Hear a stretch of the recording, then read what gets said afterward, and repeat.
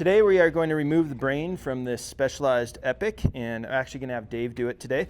We are going to take the brain off and the link off, and all this stuff back here will be gone, and have RockShox Sid Lux with a new link.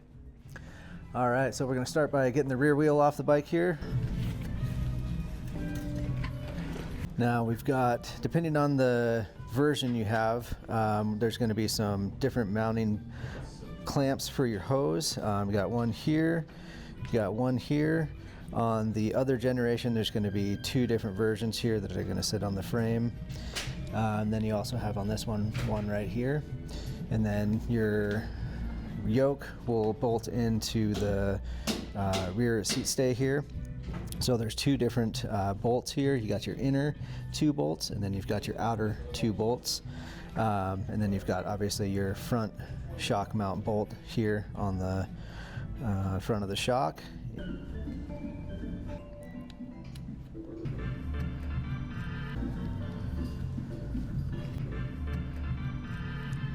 So on the first generation of these Epic Brain Shocks, the 2018 to 2020 version, it's going to be helpful to remove the bolts on your little upper linkage here to basically detension the swing arm, and it allows the swing arm to come back. There's two bolts on the inside here that are opposite thread that you need to get to.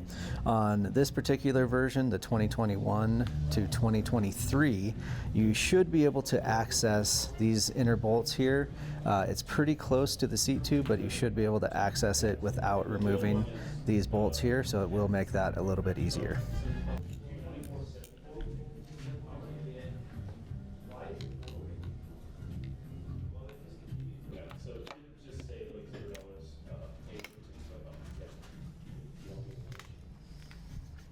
So on these 2021 to 2023 versions, the reservoir on the rear end of the shock here is actually slid into the frame.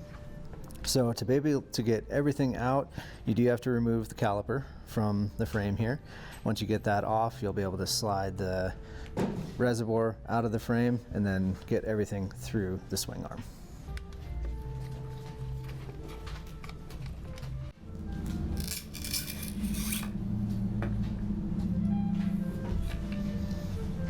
There we go.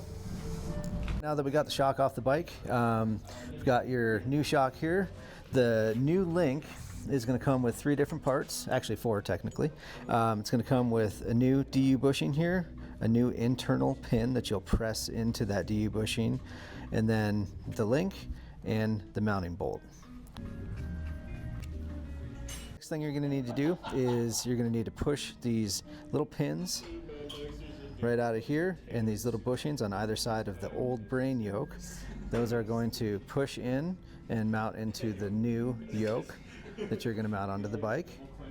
You're going to need those to fill the gap on the inside of the swing arm here, and that's what the swing arm is going to ride on these new bushings. To pull these bushings out, they pop out pretty easy. Just use a good little razor blade. You can just get under the back side of it and just pop that guy right out of there. The next thing we'll need to do is we're going to swap the front mounting hardware from the old Brain Shock. Basically just pushing this pin, these two spacers and two little O-rings. You're going to push this pin out of the old shock, and you're going to mount it just right into the new DU bushing on the new shock.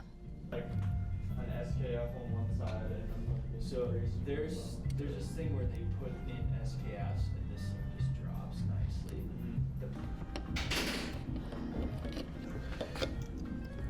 Before you mount the shock onto the bike, just be sure that you've got good frame clearance on the front end here. We'll show you a picture of the other generation. You do have to actually run the shock in reverse position, so the head of the shock needs to be mounted into the link. On this particular version, we should have enough frame clearance around the head of the shock to mount it in the traditional fashion. Yep.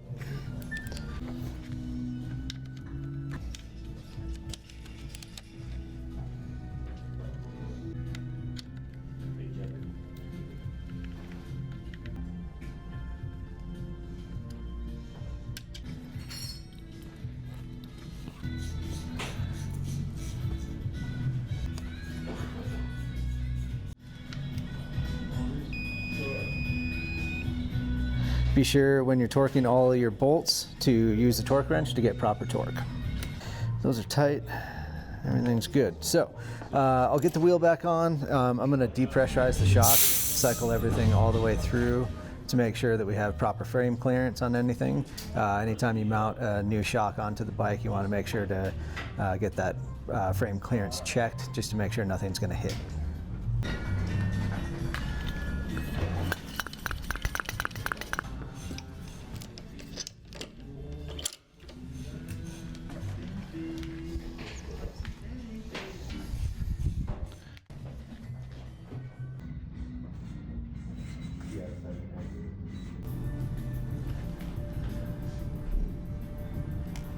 So we got that all finished up here. Got the old brain shock removed, got the new shock and link installed. This thing should be ready to rip. There's really not much else you need to do. We checked the frame clearance with the shock depressurized, so everything should be looking good.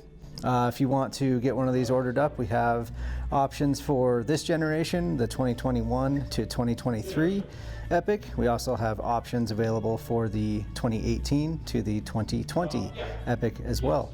So any questions, contact us at service@dirtlabs or give us a phone call. Thanks a lot.